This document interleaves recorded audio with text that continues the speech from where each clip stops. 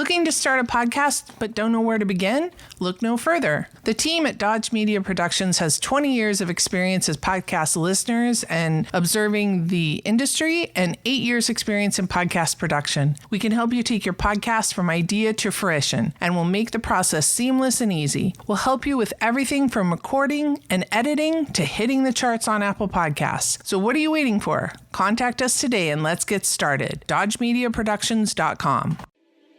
You're listening to Dodge Movie Podcast. Your hosts are Christy and Mike Dodge, the founders of Dodge Media Productions. We produce films and podcasts, so this is a podcast about films. Join them as they share their passion for filmmaking. Welcome back, everyone. It's been a bit of a hiatus since the last time we chatted with you via a podcast. Things happen, but we can make an opportunity. We decided to try a different format. The idea behind this was to make things a little easier on us from a production standpoint. Hopefully, it doesn't make things worse for you on a listening standpoint. However, we shall see what we shall see. So today, we are going to talk about a stunning dark horse Oscar candidate, Anora. I had seen this movie referenced as a rom-com. I saw the poster and a little description several months ago, and I thought, maybe so, maybe not. Then I watched the trailer maybe 6 weeks or so ago, and I thought it looked interesting, but I wouldn't have called it a rom-com. I heard someone say it's a modern take on Pretty Woman, and the trailer definitely did not give me that sense. Having seen the film, I think that is a more apt description. But we went into it basically just seeing Oscar contenders, and I love rom-coms, and it looked vaguely interesting, and I was blown away. I came out of the theater not thinking that the film would be eligible for Best Picture, although I'm happy that it won, because it's not an Oscar bait kind of picture. It's not a drama in the traditional sense. No, like normally a movie like Conclave would have been like... Right. Big name actor, costumes, that kind of thing. I think I heard they said, was it $6 billion for 6 or Anora? 7, yeah. The film looks like that. Not that it looks bad, but from a production standpoint, it's regular sets. In fact, I read that one scene in a restaurant, they actually crashed someone's party at the restaurant with cameras. It was definitely very indie. I originally thought the performance that would get an Oscar was Yuri Borisov. He was nominated. He didn't win, though. Yeah. Which I think is a shame. Yeah. Because his turn as Igor, to say it in the Russian form, or Igor to the Americans, I think stole the film. I said when we came out of the theater, on the sidewalk, walking to the car, I said, this is a film about Igor and not about her. And I paused because, of course, she's the lead character and she's who we follow through, I would say, most of the movie, if not all of the movie. I think she's probably in every scene. Yeah. And so I was like, wait, what? And then the more I thought about it, I was like, oh my gosh, you're so right. This is, how do you say, Igor? I say Igor is what I read is how the Russians would say it. I saw an interview last night and Sean says it the way you've been saying it, but I think because, of Frankenstein, I want to just revert to Igor. And different countries in that area say it different. Some places do say it Igor, but apparently in Russia, it's like E-A-G-E-R, like the word Igor. I almost find his real name, Yura, easier to say because yes, I don't have a history with Yura. Although, I'll be honest, I think of Yuri with an I for a gent, but apparently Yura is a form of that we Latinate-based speakers think A at the end of a word is a lady's name. So I'm sorry for him because he probably has a lot of people in the U.S. who are like, oh, surprised. Yeah. But he's amazing. And he learned English for this part. I didn't know. That's amazing. Yep. He does such a very good job at it. I know.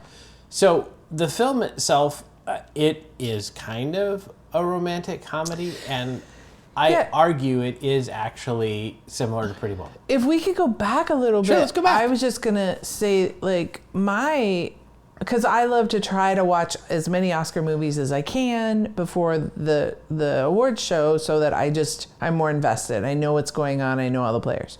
And so we had recently seen The Last Showgirl, and it was a very good film. Yeah. I loved Pamela Anderson and Jamie Lee Curtis's performance, and Dave Bautista's performances in it. But it was such a sad movie. I think that I had because I didn't read even as much as you did. I knew it was about sex workers because I had seen an interview with Mickey Madison, I think is her last name. I think that's right. And so I knew it was about sex workers, but that's all I knew. So I thought, oh, it's going to be another really sad drama. And so I was so pleasantly surprised. I wouldn't necessarily call it a rom-com. I would call it a drama with comedic moments. So I went into it kind of with that perspective. It was just so pleasantly surprised because it wasn't as sad. I mean, Annie very much was kind of in control of herself, and I mean, I guess as much as a sex worker can be, but she just, I don't know, she didn't come off as a victim or a sad character, because she could take care of herself, because she could handle these Russian mobsters. Right. Billy Murnett talks about the requirements of a romantic comedy. And one of them is that the female lead has to have spunk. She has to be able to take care of herself.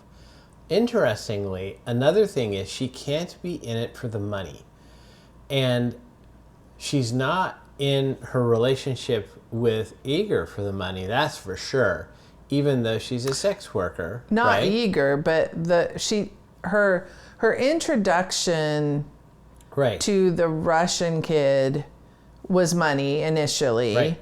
And I think when he offered, will you be my girlfriend for the week? I think at first it was money motivated.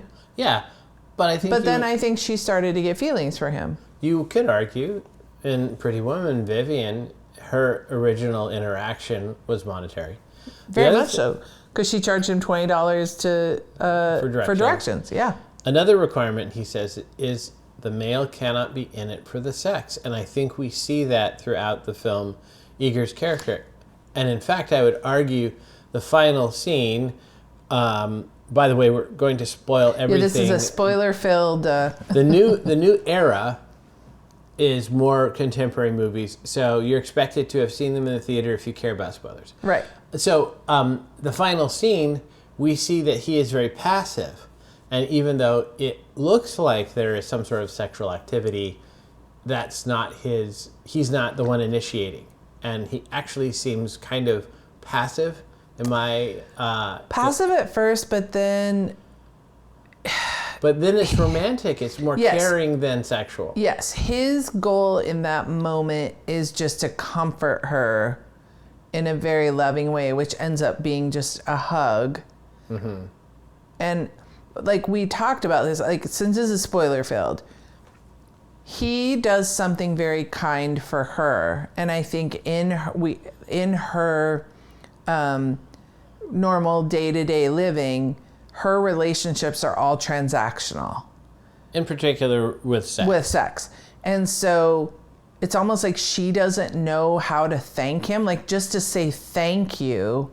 Right. So she feels, in order to. It almost was like balance the score. She needed to do something for him. So she initiates a sexual experience. And then you can, at first, I think he thinks, oh, she likes me. She cares about me. This is coming from her heart. But then I think like a day and a half? I mean, I guess maybe it was a few days or even like a week, but the time she's been, it's been a lot. It's been really intense. There really hasn't been a lot of downtime for her. And so it's almost like the first moment that she can really like take a breath and take in what has happened. And it's like this whole emotional release. And she just kind of breaks down and starts crying. And then he's there to just like hug her and comfort her and hold her. It's like what starts out very tawdry and cheap ends up being like such a sweet moment between the two of them. It is very tender. Another thing that Murnau talks about with the rom-com is love has to be transformative. And I absolutely would argue that's the case here. With Eager, I would argue that his interaction, and dare I say love for her, convinces him to not be a mob enforcer anymore. Now, I don't know that that's really shown, but that is how it landed for me because of that final interaction. If he was just the muscle again, it would have been drive her there, give her her suitcase, drive off. No, you get a sense that you want these two kids to both leave their former careers behind. Correct.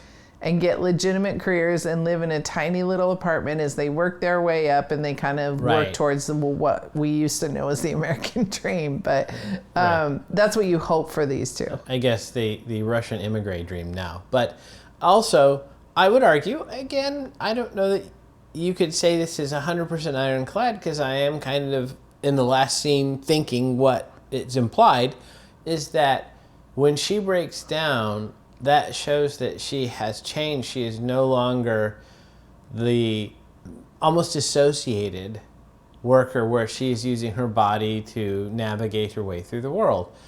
And you had mentioned this when we were talking previously. It is such a sweet scene when she says something about him holding it and he says, "No, I was trying to prevent you from hurting yourself."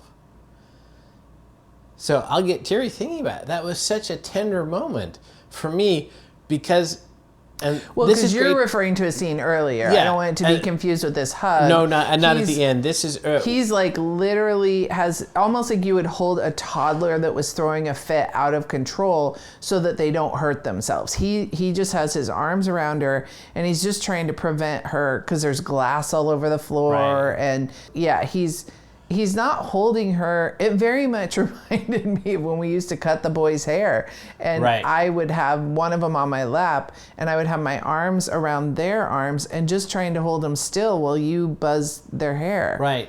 In my mind's eye, I see him as using one or two heels to also restrain her legs.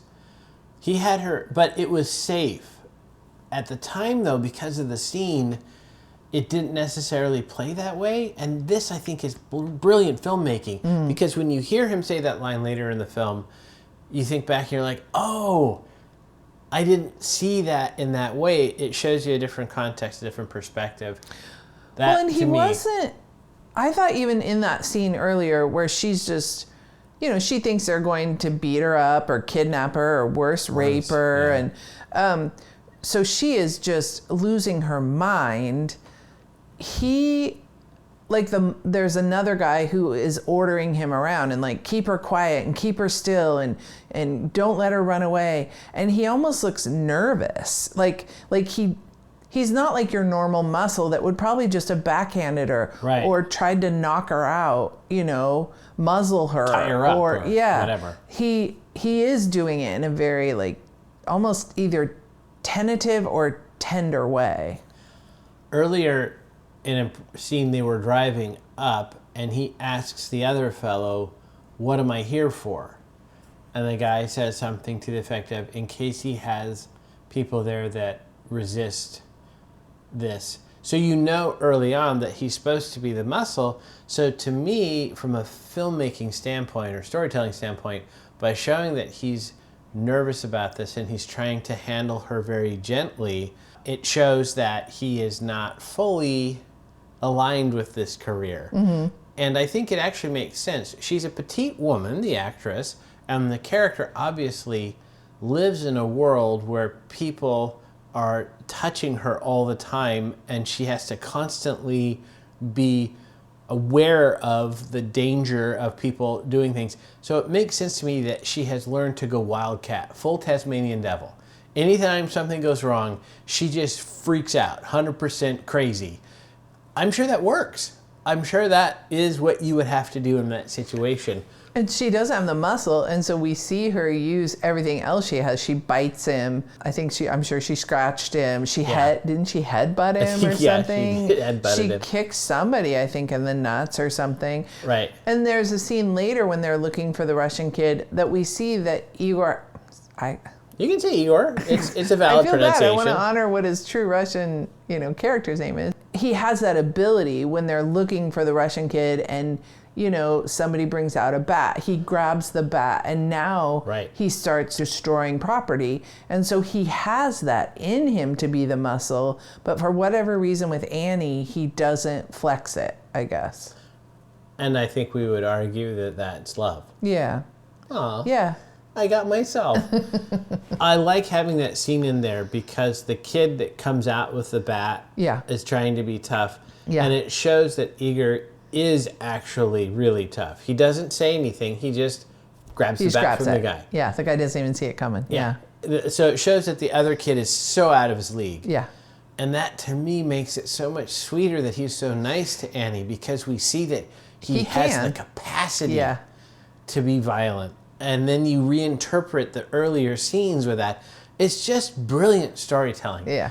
I cannot, I think, overstate how surprised I was at this film. Not only do I love this film, it's a great film, but it was so different than the trailer and other things I'd read had led me to believe.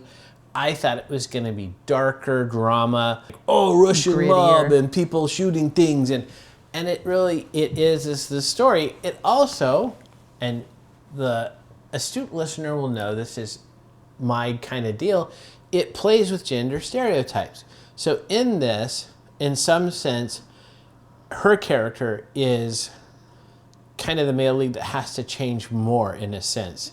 She's not the manic pixie dream girl, right? She is dedicated to her job, you might say, but it consumes her life. She has to change more. She's the one who is tough and needs to soften.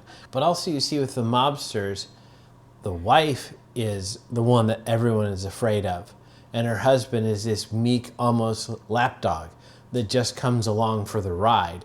So I liked how he did that, how he inverted some of those tropes. I liked how he showed this one fella, I wish I could remember the character, who is at like a christening for a grandson.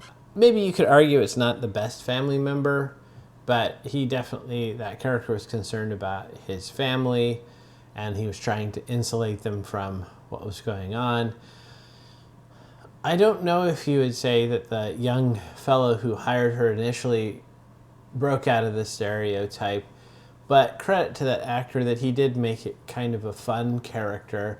I think it could have been a bit more stereotypical if they'd gone where he was a total dweeb. Was it a Zoom dweeby? But you could tell that he was inexperienced with ladies in the interactions, and they had some scenes there. But that does bring up another thing which I think is worthy of discussion. We know that Sean has made more than one film about sex workers, and one of the things that this film has in the front part is quite a bit of nudity, which makes sense if you were shooting scenes in a strip club, right? Or a stripper who goes home with a fella for money. These are scenes that I think were shot, especially the ones with her and the young fellow at his dad's house. I think they were shot tastefully. They didn't come across particularly erotic to me, but there is quite a bit of nudity. And I think as a director, one of my first thoughts was how awkward I would feel in that conversation to say to one of my actors, okay, I need you to take all your clothes off. This is the one time where I feel like you honestly could say it's necessary for the story, but there's been such a track record in Hollywood of directors and producers using that excuse that I think a lot of people probably pause when they got to that part in the script or that part of the discussion of production of like, is this a thing we really need to go do? So I'm curious from your perspective how you felt the nudity was handled and whether there was too much, not enough, just the right amount. I mean, I think, like you said, telling a story where it starts in a strip club, we're meeting Annie and what she does. Yes, it could have been shot without showing any, but it almost, I think, could have felt like scenes were cut to Right. edit it for television, Yeah, kind of like back in the exactly. day when they would take a full feature and they would edit it for a Friday night movie on television. So it seemed appropriate. I think because of how young and inexperienced, because you mentioned the Russian kid, he came, like, talk about not redeeming. He was just a spoiled brat. And I kind of kept waiting for the guy that was hired that was supposed to watch him, for him to yell at her, he's 17, because he did not even act or seem like a college student. Yeah. He so seemed like a 17, maybe 18-year-old. He just seemed so incredibly young, that was just a kid who was a spoiled brat, who was enjoying daddy's money. Later we found out, I think he lied to his parents. They thought he was taking a class or something. Right. And he was just kind of having an American holiday, it seemed. I was nervous for her, that knowing the sex scenes, that it was going to be a case of where the family, because they were angry that they had gotten married and everything, that they were going to tack on like a statutory rape kind of thing. And Annie's already obvious hard life was going to get even harder legally, because she was going to have to defend that and everything. But I mean, maybe it would have been fine legally because they were married, but he couldn't have given consent. And so, yeah, so she still would have been probably in a bit of trouble. But there was exposition eventually that said he was 21 and he was getting into clubs and stuff. But I know money talks, so I guess none of that is anything he couldn't bribe himself into. But Sean maybe is upset at home listening to this podcast, but I thought that they established he was in the middle of his university years. So perhaps he was 19. He had deceived them about what he was going to the United States to go do. Because it was this oligarch, if not outright mobster, my thought was less charges, but more they would disappear her. Yeah. They would show up, they would get the kid back, and she would disappear into the canal. And that would be the end of that. We would never hear from her again. That would be my concern. And I suspect that's her concern, too, when she freaked out in the room and started breaking stuff. That was very much her concern. That, and even worse, because at what point in the movie, she asked him, why didn't you rape me? Right. Because that was probably her experience up until that point of the muscle or the bad guy. Right. Why didn't you rape me? And he just looks at her like it's the most ridiculous question he's ever been asking. He's like, because I'm not a rapist. Right. Like, I just loved his answer. It was so, like... matter of fact. Yeah. Like, it reminds me of Penn Jillette. Why would you ask her that question? How many people did you want to murder? Because my list is 0. Yeah. Well, she said, too, you have something like you have rapey eyes or something about his eyes. And I love the direction and the acting there, because you're right. He just, what are you talking about? He can't even fathom it. I think that was more believable than if he'd been like, oh, that's not who I am. Right. Just a confusion. Like, yeah. What are you talking about? I'm not a purple grasshopper. Please continue with what we were doing. Yeah. I like that scene late in the film, because I think the easy thing to do is to have her hook her with a heart of gold. She turns a corner and she sees him like, oh, you're not so bad. But having her continue to be so strong in her, you have rapey eyes. And he's just like, no, I don't. Yeah. 2 things. So one, when you were talking earlier about her, and you just used the phrase hook her with a heart of gold, to me, she wasn't. No. Because we see her just an extremely brief interaction with, I think it's her sister. If it's not her sister, it's a roommate. And she's mean. Right. She's just mean. Like, the sister says, did you get the milk? Like, you said you were going to stop and get milk. And she just goes, is there milk? And the sister goes, no. And she goes, then I didn't stop and get any. And just like oh, I'm so sorry, I forgot. Or you would not believe the night I had. Or, I'll run out and get some now. Like, it was just this, it very much felt sisterly. Like, just this nasty, even worse than you would be to a roommate.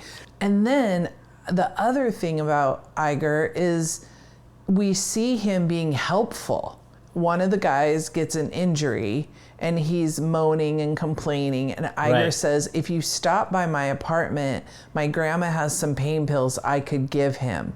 So he's always trying to kind of help diffuse the situation, it almost seems like. Right. Then the muscle would just like shut up or slap him, or, you know, they would Right. disappear him, or, you know, like it just, that's why it was this anti-Russian mobster movie, because you expect them to just be all brute force to get something done. And instead he was helpful, trying to diffuse situations. Yes, and it's a little thing, and maybe they'll disagree with me, the filmmakers, but I took it this way. After he's taken the bat from the kid in the boardwalk store, they're walking along the beach, and he doesn't just ditch it like in a trash can. He throws it out into the ocean. And that landed to me like, this is dangerous, I'm going to get rid of this. Not just I'm getting rid of something that I might have fingerprints on. It was more, oh, people could get hurt. Whew. And he's the muscle with a heart of gold. Mm-hmm. She is not. She is streetwise, and I don't think that part of her changes throughout the film. I would furthermore say that her interactions with her coworkers, in particular Cinnamon or Diamond or whoever the ginger was, Cinnamon. shows very much not a heart of gold.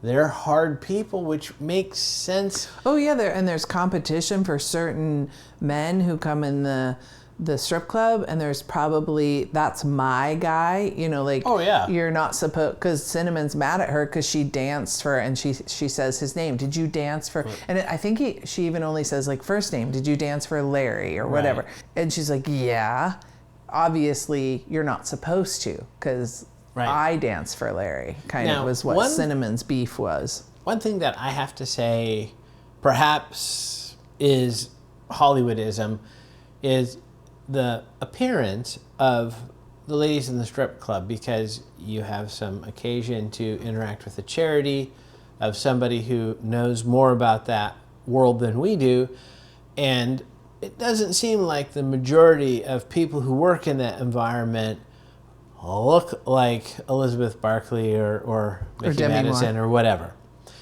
And it makes sense to me that some very attractive women would get into that because you'd probably command a larger fee.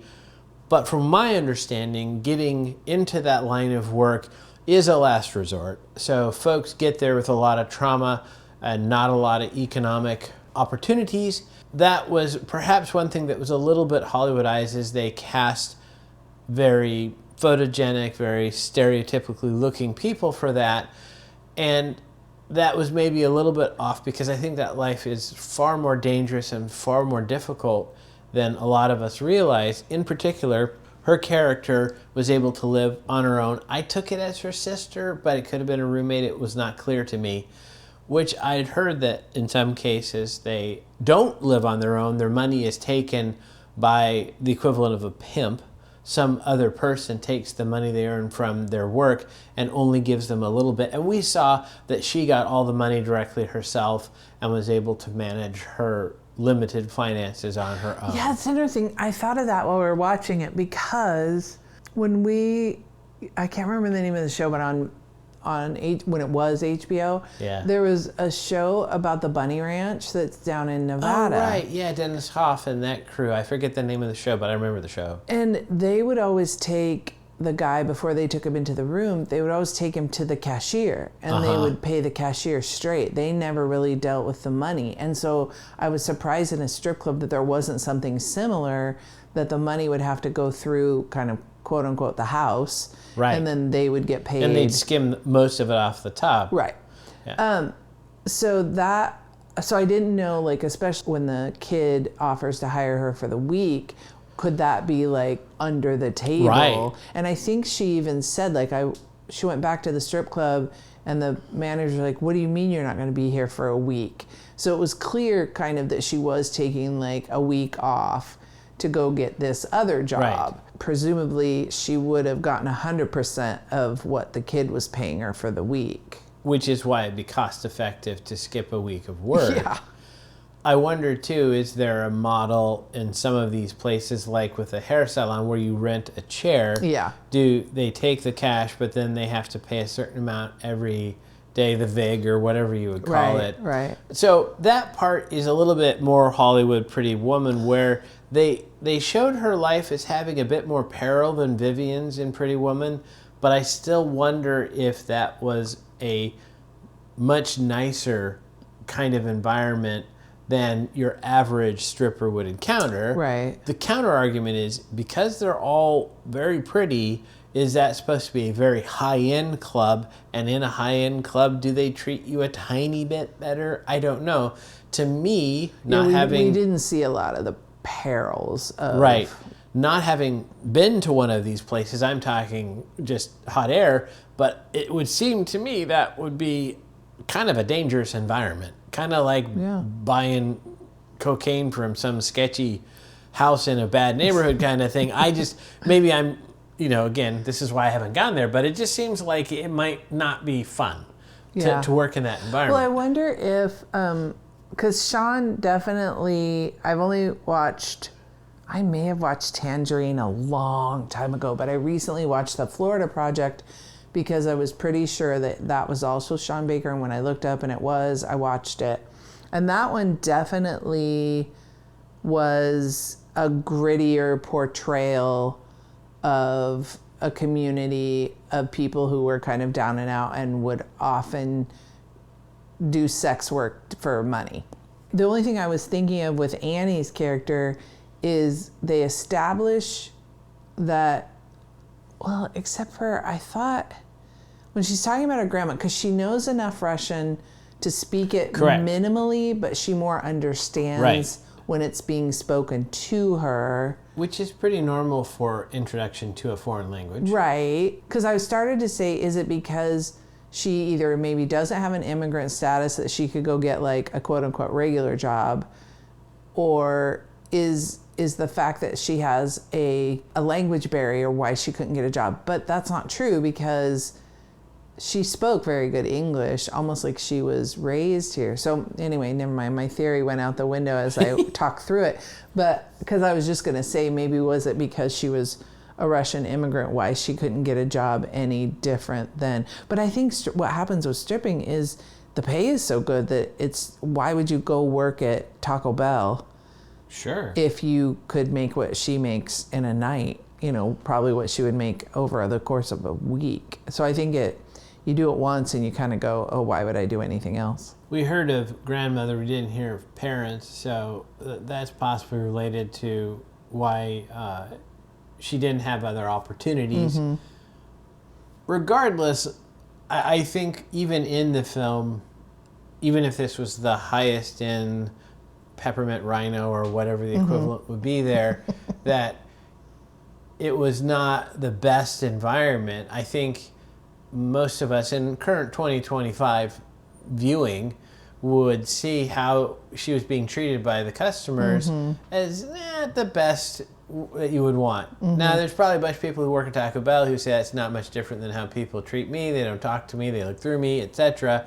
But it makes us, as the viewer, understand that this is not the best outcome for her. And we immediately, with seeing that scene, as you mentioned, she's in bed and the sister or roommate is arguing about the milk, we can see this is kind of a dead-end thing. There's not an upward trajectory for her. And we can do the math that as she gets older, her appeal may go down. And what's the plan there? Isn't it interesting that we really don't see, outside of that scene, we don't see what her life is outside of her job. Like, we don't see her getting ready for the New Year's Eve party. And it's obvious that we see her apartment. It looked very small. It was probably maybe a 1-bedroom, maybe a 2-bedroom. But I all of a sudden I realized, because Sean generally wants you to see, like the Florida Project, that, in a way that's all it is. It's the inside of this hotel room where this mother and daughter live. And it is also where the daughter explores. I all of a sudden I just realized we don't really see her interacting we only see her in the capacity of her job for, I'd say, 95% of the movie, if not more.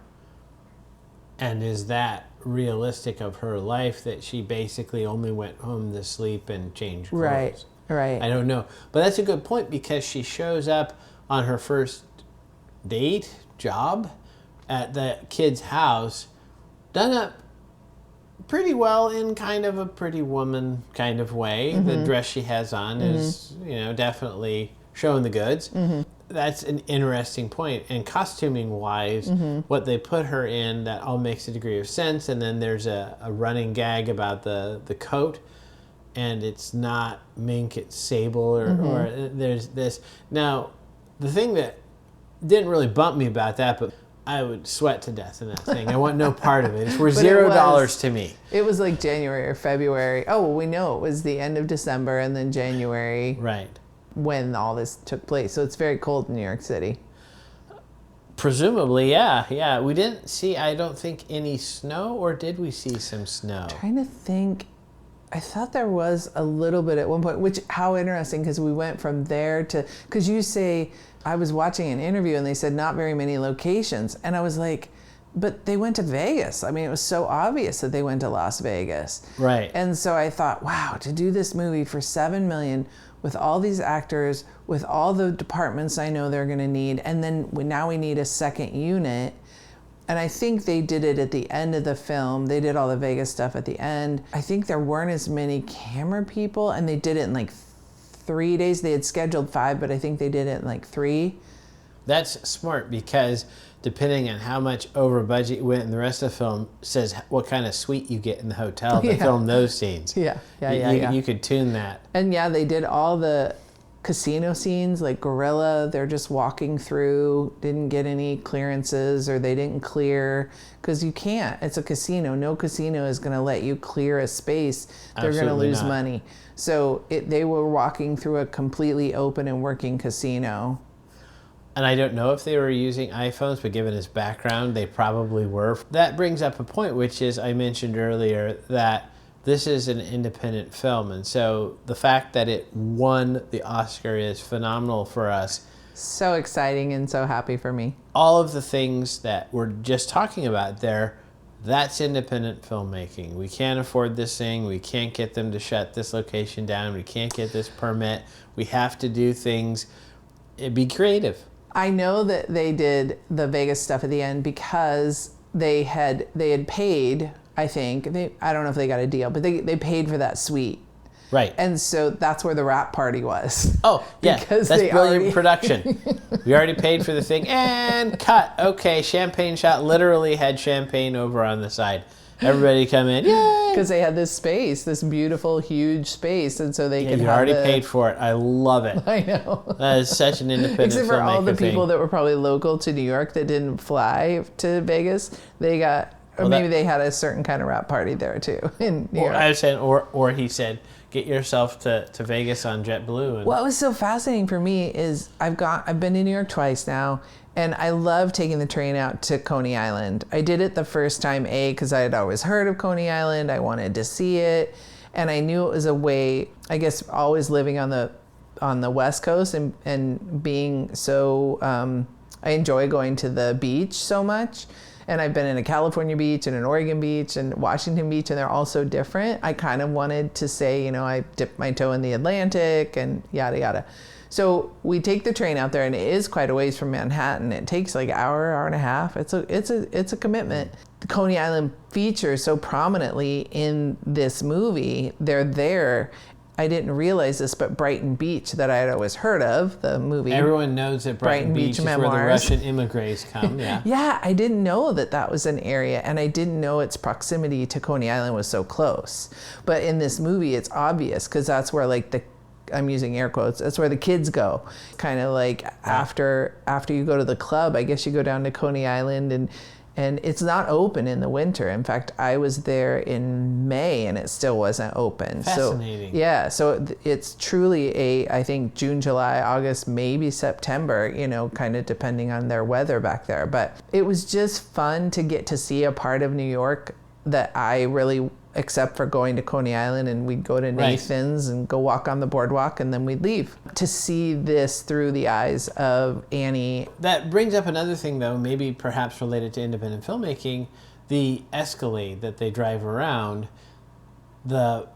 I thought it was interesting. They may have actually harmed the car. I don't know if they bought that outright or if they rented it and didn't tell them. But what they could have done is rented it and take the plastic fascia off the front of the vehicle. It shows that there is damage, which I like because I don't like it in films when cars are invulnerable. But it's a thing they could easily have the grips put back on and then turn it back into the rental place and say nothing. Yeah, I would love to know. I thought that, and I was like, oh, that's again, independent filmmaking. How do we make it look damaged but still be able to get our deposit back? I know, it's so funny because if we ever had dinner, because I would love to talk with Sean Baker just because he's my new indie filmmaker hero. Like he's right up there with Kevin Smith for me. And so, yeah, if we ever had dinner, we're not going to be asking like, what was it like to film in a strip club? But like we're going to ask all these like car related questions and how did you do this and how did you do that? And the christening, was that a real christening that they just put a couple of guys in? Who knows? Because the other thing is, I was going to say I love that which I guess is true, but I love that he finds actors in such untraditional, non-traditional ways. I think Mickey kind of feels like an unknown to a lot of us, but apparently she was in a show with Pam Adlon that I've watched, but I didn't recognize her from it. Yeah, but I didn't and then I think she was in something Disney or something, but it wasn't something like a Hannah Montana that she became a household name. She's the closest to being a big name, and I still wouldn't call her a big name at all. But Iger in Russia is huge. That's why they got that one restaurant that you were talking about, because he was such a celebrity that people were stopping them and they almost couldn't even finish the scene and so he finds these people, and then the guy that was kind of the muscle also that ended up getting hurt that the bearded guy, that he's apparently a huge comedian in the Armenian community. So I just love that Sean finds these people that are such good like characters and character actors, but they're like, I guess I don't want to say unknown to be cruel, but they kind of are. And then he finds them. But like the Florida Project, he found a girl on Instagram. She wasn't even an actor. He just found her and was like, yeah, she looks like the type, and kind of made her an actor, and she does sell the part. So that's independent filmmaking. Those are all the stories that I want to hear. Like, how did you know like hiring somebody that you don't, I guess he had seen Iger Yura, I should say. He had seen Yura in something else, and so he knew he could act. I think it's called Compartment Number 6. It's on my queue. Yeah. And I think the compartment is a train, if I remember correctly. But I was just like, oh, Yura's in it. It's on the queue. Yeah, I want to see it. I'll see if I can find it. So I want to say this on the podcast, because I know the Oscar, not a lot of people watch them anymore. I still am a devoted Oscar watcher, and I will probably be forever. It's something I remember doing since I was a kid. But I so loved it when Robert Downey Jr. walked out and he called him out. And I think he was presenting the award for maybe Best Supporting, but it was like he could not go further in what he was tasked to do at the Oscars without calling out Yura and saying, you were amazing in that movie, and you like almost like you stole every scene, and you are going to go places. And I just thought, for this Russian guy to have Iron Man say that, not only did I appreciate and love what you did, but you're gonna go far. Right. Oh my gosh, like I don't even need to win the Oscar now. I mean, it probably would be nice. But. And what was so kind about that from RDJ is now people who don't give Yura a chance are now going against that. Yeah. He set him up. They have no choice. He called him out on the Oscars. Like, that's such a big win. His agent, like Yura's agent, is probably, doing the dance of joy.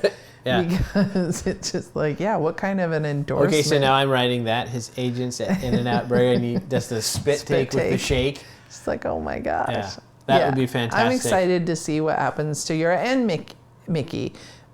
Well, she worked for a year previous, because Sean approached her, didn't have a script. She agreed to it. He went off and wrote the script. And in the meantime, she learned Russian and she worked with dancers because she wanted to be able to realistically sell that she could pole dance. She, changed her appearance. They straightened her hair because she's Jewish. And so when her hair would get wet, it would kink up.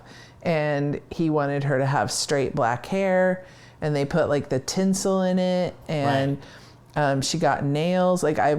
She did a lot and really committed to. She went and lived in Brighton Beach for about 6 weeks before filmmaking so that she could work on that accent, because I kept telling Mike, I was like, wait till you hear her real speaking voice, because she does not sound like that New Yorker thick accent. Another thing she did that I think is really good acting, in my experience, the Russians have a very blank affect when they're talking.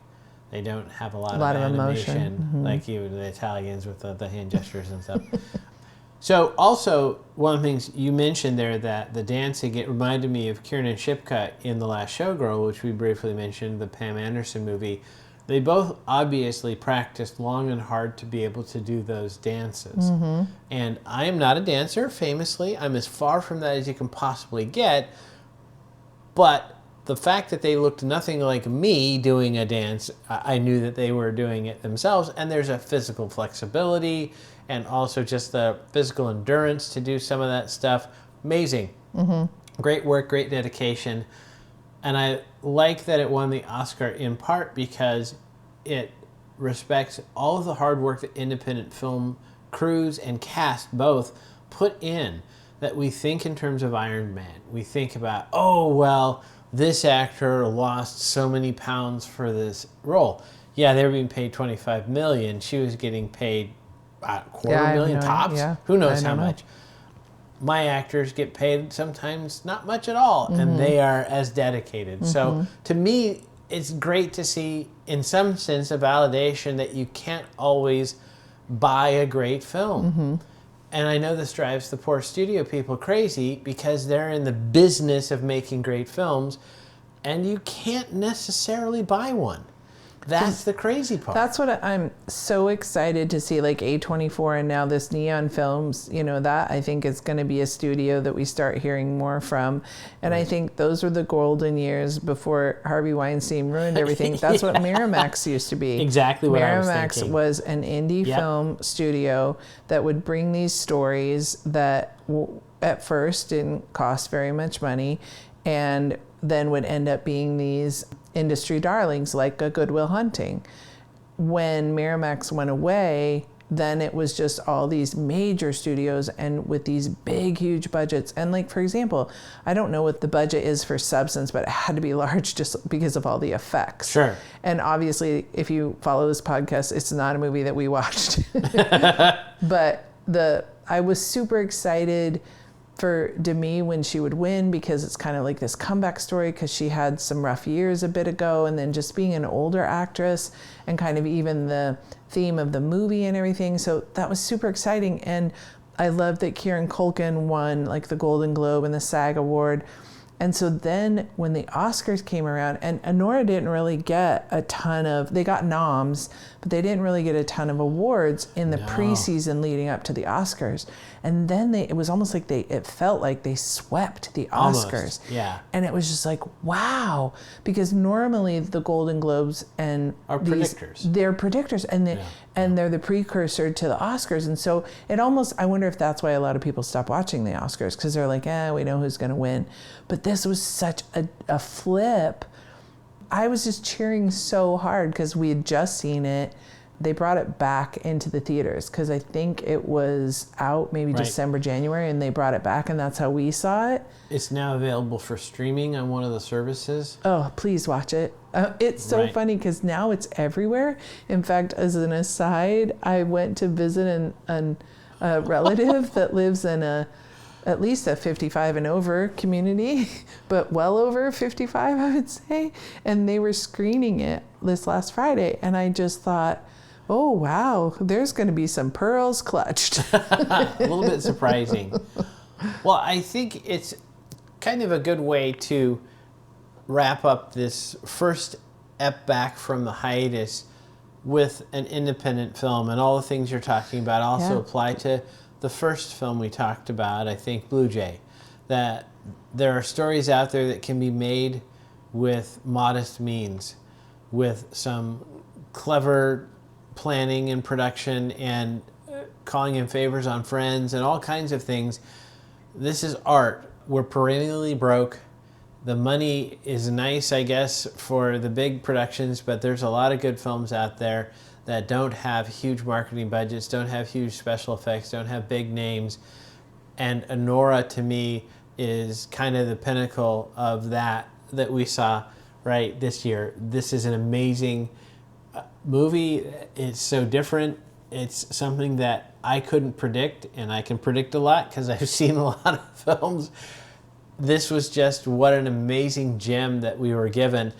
So it's a perfect thing for us to come back. Hopefully the audio will be sufficient with our new setup. There's going to be a new audio editor, so hold on tight. You may want to lower the volume just in case, give it a test listen. Other than that, we're glad to be back. We love talking about movies. We hope you like this new format, which is kind of more coffee clutch than school. And we love having our listeners, whether it be 6 or 600. We love talking about movies and talking to people. So never forget, Dodges never stop, and neither do the movies. Thanks for listening to Dodge Movie Podcast with Christy and Mike Dodge of Dodge Media Productions. To find out more about this podcast and what we do, go to dodgemediaproductions.com. Subscribe, share, leave a comment, and tell us what we should watch next. Dodges never stop, and neither do the movies.